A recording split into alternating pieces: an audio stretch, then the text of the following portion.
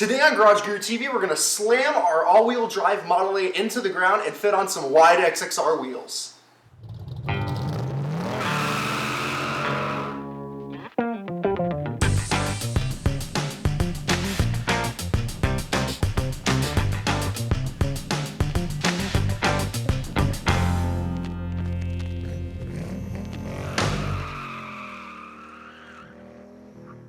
Hey, this is DJ Martin and welcome to GarageGuruTV. Today's going to be the first episode in a pretty long series on us building our 1930 all-wheel drive Model A for SEMA 2020. As you can already tell, we've already got a bit of work done to it, so let me catch you up on what we've done so far. The original idea for this build was to build one of the first all-wheel drive hot rods. This is a render that I threw together in Fusion 360. To keep costs down, we picked up a 2000 Ford Expedition donor vehicle for the frame, engine, transmission, differentials, and most importantly, the all-wheel drive transfer case. We then found a 1930 Ford Phaeton body. The Expedition frame was then shortened nearly 5 feet, and then we channeled the body over the frame by widening the body 16 inches. We then mounted the body to the frame with Energy Suspension universal body mounts.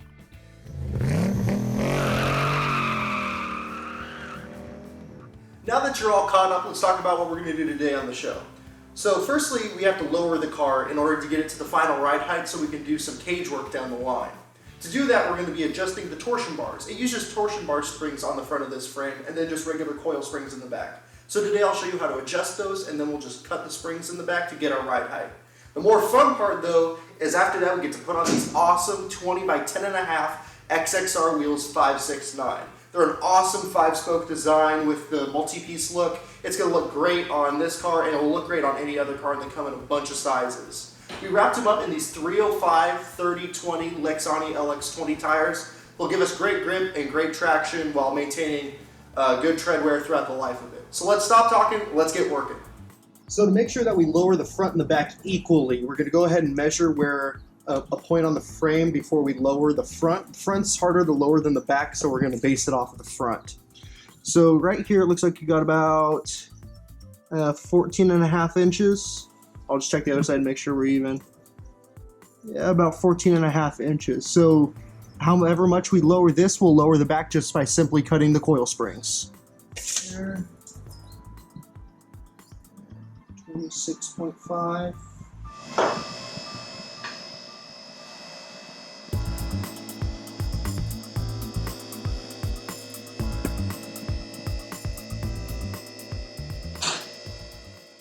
So here we are under the frame of our all-wheel drive Model A.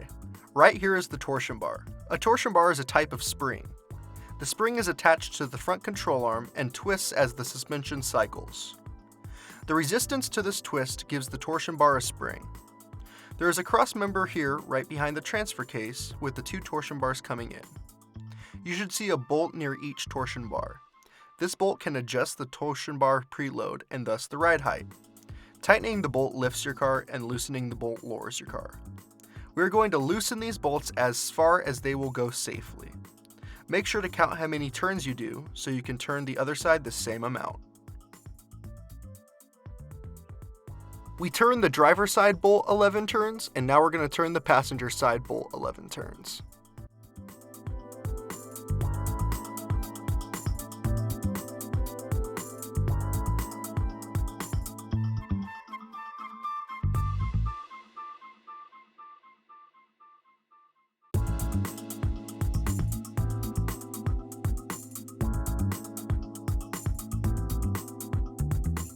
So with 11 turns of the torsion bar key bolt, we got a little over 2.5 inches down on both sides. It's not quite where we need to be, but it's still a significant amount.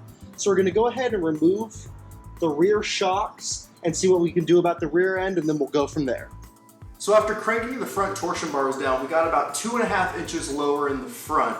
And before we tackle the back, we're going to go have to take out the old shocks just because they're limiting the travel so that we can get the old coil springs out and cut them down.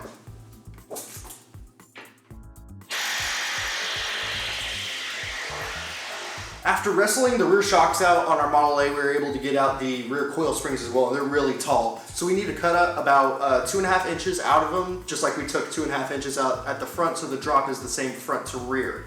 So I'm going to go ahead and measure with my tape measure the overall height of the spring to the top of the pigtail, and I get 18 3/4. I'm going to go ahead and assume it's the same on both, but I'll make sure I check it. So we need to measure 2.5 inches down from that, so that should be 16 1/4. I'll go ahead and mark that, take it over to our cutoff wheel, and we'll buzz these guys off, put it back in, and see how it looks.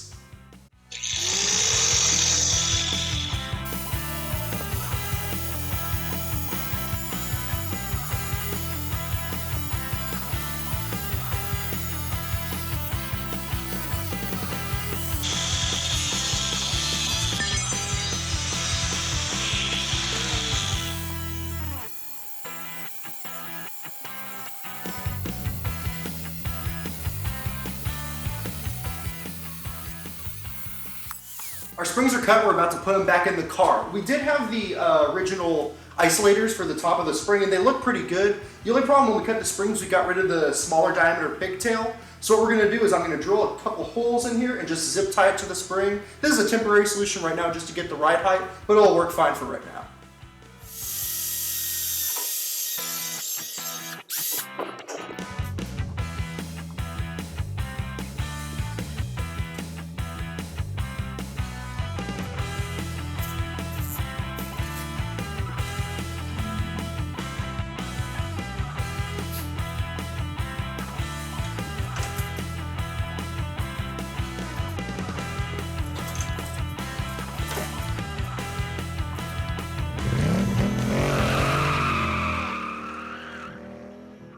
We got the front torsion bars cranked all the way down as far as we could go, and we cut 2.5 inches out of the rear coil springs, and the whole thing went down about 2.5 inches. We're going to get the next little bit of drop from our XXR wheels, so we're going to go ahead and put those on right now.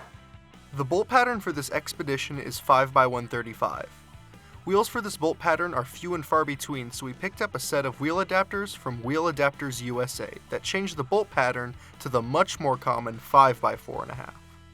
For a much more in-depth look at how to install wheel spacers and adapters, check out episode 21 where we installed a set on our 2018 Ford Focus. We were about to start mounting the new wheels on the vehicle when we noticed we had a slight interference. The original wheel studs were hitting the mounting surface of the wheel. XXR already has cutouts for wheel studs if the application requires spacers. It is simply due to the extremely wide bolt pattern of the Expedition that we had this interference. Any normal vehicle would have no issue with spacers in XXR wheels. We broke out our cutoff wheel, shortened the studs 1/8 of an inch, and we were smooth sailing. These wheels are one of XXR's newer offerings, the 569. This 5-spoke multi-piece look wheel has a great design for muscle cars, imports, and classics. We chose the 20x10.5 plus 25 offset in silver and wrapped them in 305/30/20 Lexani LX20 tires. To learn how to properly size wheels for your vehicle, check out our video on the homepage of XXRWheels.com.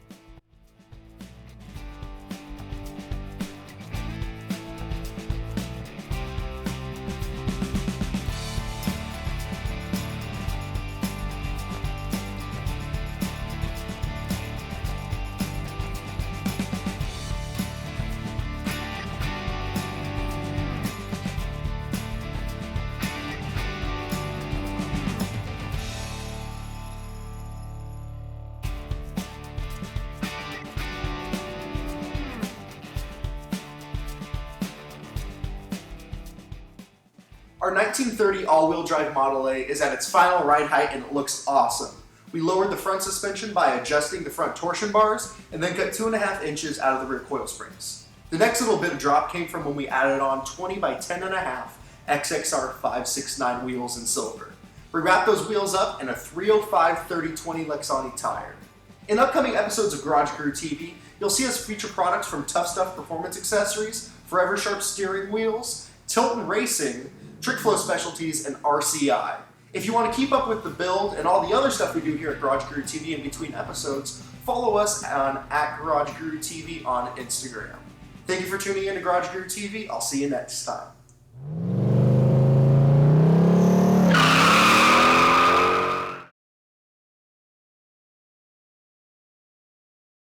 Oh, and by the way, this is our new intern, Pete.